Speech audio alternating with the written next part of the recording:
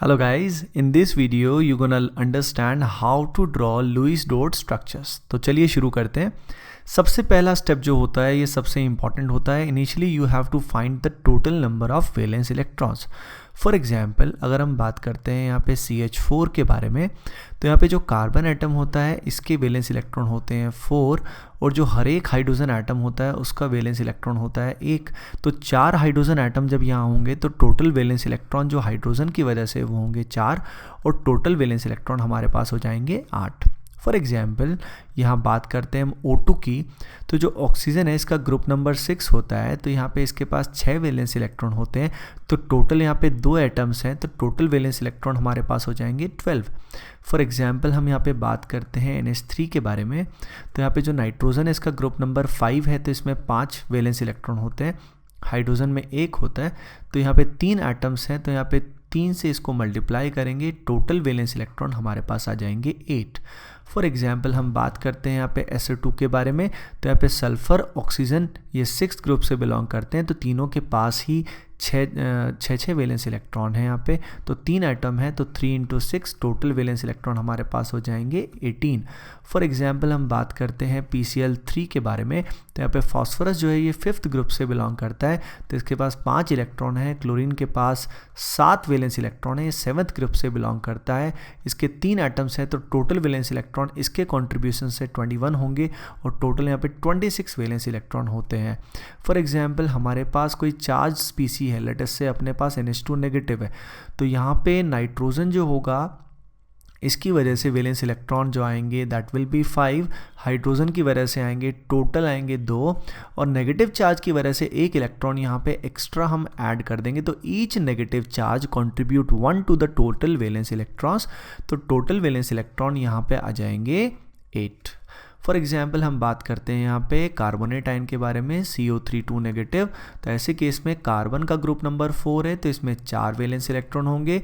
Oxygen का जो group number है वो 6 है, तो यहाँ पे 6 वैलेंस इलेक्ट्रॉन होंगे।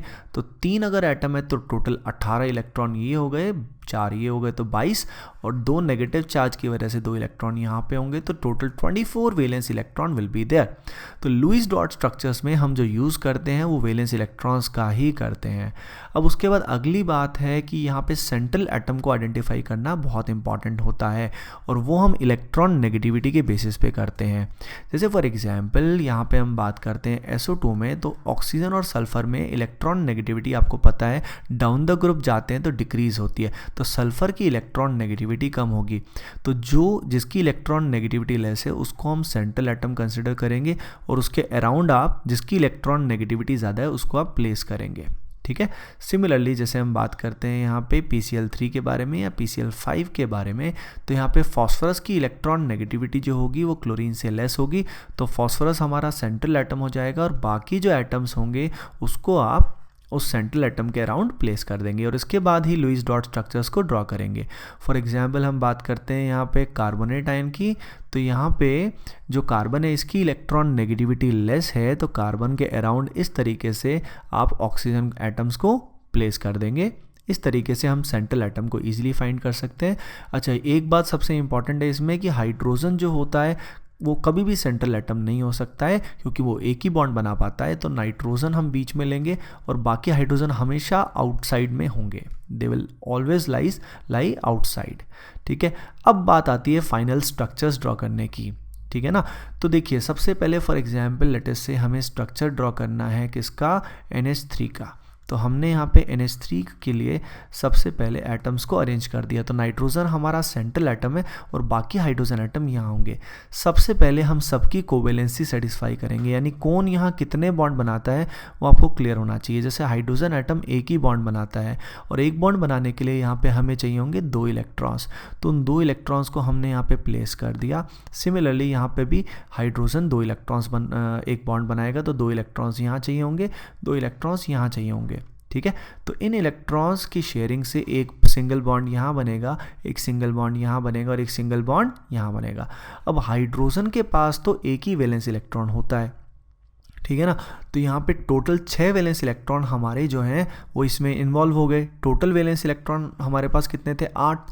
तो बाकी बचे हुए दोनों इलेक्ट्रॉन्स हम किसको दे देंगे? नाइट्रोजन को दे देंगे। ठीक है, तो इसको जब हम लुईस डॉट स्ट्रक्चर के फॉर्म में दिखाएंगे तो हमको इस तरीके से इसको हम शो कर सकते हैं। यहाँ पे जो बॉन्ड्स हैं उनको हम प्रॉपर लाइन से दिखा सकते हैं और ये डॉट हम दिखा सकते हैं। तो जो रिमेनिंग इलेक्ट्रॉन है उनको आप डॉट्स के रूप में दिखा सकते हैं और जो बाकी बॉन्ड्स हैं इस तरीके से फॉर्म कर सकते हैं। लेट अस से हमें स्ट्रक्चर बनाना है किसका? CH4 का। ठीक है, तो जैसे कि आप सोच सकते हो CH4 में कार्बन हमारा सेंट्रल एटम होगा और ये जो हाइड्रोजन एटम्स हैं इनको आप इसके अराउंड दिखा सकते हैं। ठीक है, अब हाइड्रोजन जो होगा इसका हम ऑक्टेट नहीं, इसका हम डुप्लेट फॉर्म करते हैं। हाइड्रोजन के केस में ऐसा होता है, तो इसके लिए 2 इलेक्ट्रॉन्स हमें ज़रूर चाहिए होंगे। तो टोटल वैलेंस इलेक्ट्रॉन अगर हम इसमें देखें तो यहाँ पे कितने आएंगे? 4। यहाँ टोटल मिला के 4 आएंगे और टोटल वैलेंस इलेक्ट्रॉन हमारे पास 8 है। ठीक है, तो अब यहाँ पे 2 इलेक्ट्रॉन्स हमने इधर दिए, सिमिलरली 2 इलेक्ट्रॉन्स हमने यहाँ दिए ताकि ये इलेक्ट्रॉन शेयर होंगे और हाइड्रोजन का डुप्लेट पूरा होगा। सिमिलरली 2 इलेक्ट्रॉन्स हमने यहाँ दिए, 2 हमने यहाँ दिए। इसमें अगर हम नोटिस करें तो हमारे सारे के सारे वैलेंस इलेक्ट्रॉन कंज्यूम हो गए और इस तरीके से हमने इनको बॉन्ड से रिप्रेजेंट किया और कोई भी वैलेंस इलेक्ट्रॉन यहाँ पे रिमेनिंग नहीं रहा। तो कोई भी डॉट यहाँ पे हमें दिखाने की रिक्वायरमेंट नहीं है। फॉर एग्जांपल हमें स्ट्रक्चर बनाना है NH3 का। NH3 का स्ट्रक्चर बनाना, NH3 का सॉरी हम बना चुके हैं। नेक्स्ट स्ट्रक्चर लेटेस से हमें बनाना है यहाँ पे SO3 का। ठीक है, तो यहाँ पे हमने सेंट्रल एटम लिया सल्फ़र। लेटेस से इसको मैं यहाँ पे ड्रॉ करता हूँ। लेटेस से हमने यहाँ पे सल्फ़र लिया और यहाँ पे 3 ऑक्सीजन एटम्स को हमने शो किया। अब जैसे कि आप जानते हो O की कोवेलेंसी होती है 2, तो यहाँ पे ऑक्सीजन को सल्फ़र के साथ 2 बॉन्ड बनाने पड़ेंगे।